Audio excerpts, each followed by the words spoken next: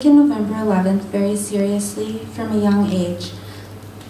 I knew how important today is because in a cemetery in St. Thomas, Ontario, amongst the little white crosses is one marked 190-103, Private Walter F. Lang, served the Great War. You see, Private Walter Lang was my great-grandfather. Although many in my family never knew details of his service in the Great War, knowing he served was enough for me to sit in somber silence while the World War I and World War II veterans would lay their wreaths at our ceremonies, much like this one.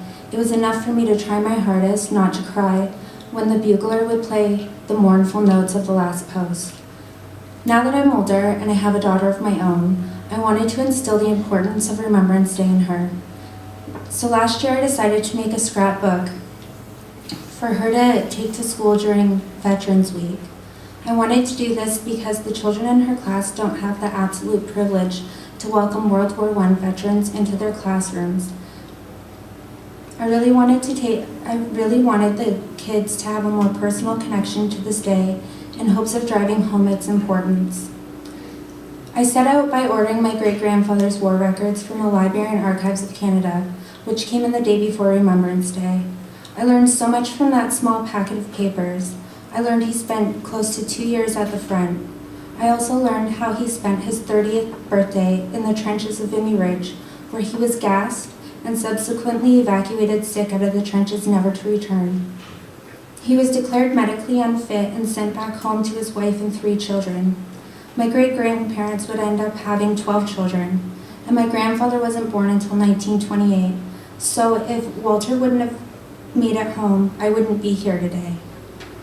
Almost every single one of their children, including my own grandfather, served in some capacity during World War II, the Korean War, and even the Cold War.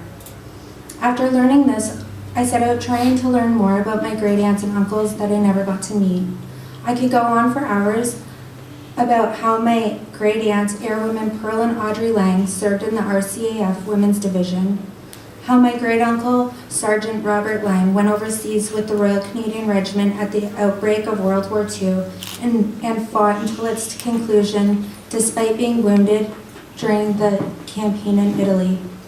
I could talk about how my great-uncle Arthur Lang helped build Camp Ipperwash, or how my great-uncle Private Bill Lang lied about his age during World War II and made it all the way to France before my great-grandma Flossie found out and demanded they send him back home. But today I want to talk about my great-uncle Frank, who joined up in 1942, just after he turned 18. Despite being, and I quote, an unsoldierly-looking little fellow with a childlike voice, he served his country with pride in World War II, during the Korean War on the home front, and during the Cold War in France. Frank was a veteran who fell through the cracks. He came home and dealt with his experiences by self-medicating with alcohol. Because of this, he was never married and died suddenly at his home in 1977 when he was only 52 years old.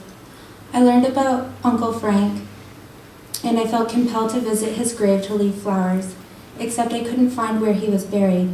No one in my family could remember where his grave was. This is when the Finding Frank saga began. It took me 6 months to find where his final resting place is, and during those 6 months I started finding out more heartbreaking facts about my beloved great-uncle, like how his 1939-45 war medal was issued but never sent to him. I contacted Veterans Affairs Canada to collect his medal. As easy as it sounds, it wasn't without a fight, uncovering a loophole, and the help of my grandma was I then awarded his medal. When I finally found out where my Uncle Frank was buried, I learned he wasn't 10 feet away from his parents in an unmarked grave.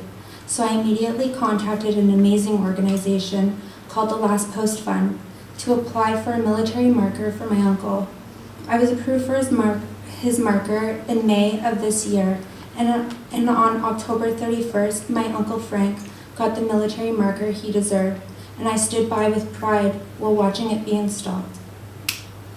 My quest for information and work I have done for Frank earned me membership in the Elgin Regiment Association and the 1st Canadian Armoured Carrier Regiment Association, the Kangaroos, despite never serving a day in my life. Although my journey isn't over, I wanted to share my story in hopes of inspiring some of you to look into your own family's history, maybe uncover your own Uncle Frank and be able to right some of the wrongs, or even just find a soldier for whom you can proudly wear a poppy for and help ensure their legacy doesn't get lost to time. While thinking of a proper way to bring this story to a close, I asked my old soldiers at the regiment if they had a room full of college students on Remembrance Day, what would they say to them and what message would they want to convey the most? There was something one gentleman said to me that touched my heart in the most profound way. So I would like to share it with you all today. He said, "Someone who was here long before you were thought of you enough to stand up for what is right in this world, and they got proactive in putting down what was wrong so you could have the pleasure of this afternoon, this education in your life. There were some of them way back when who paid dearly so you could. They paid it forward, so now it is your turn to be the very best person you can be, lest we forget, and thank you."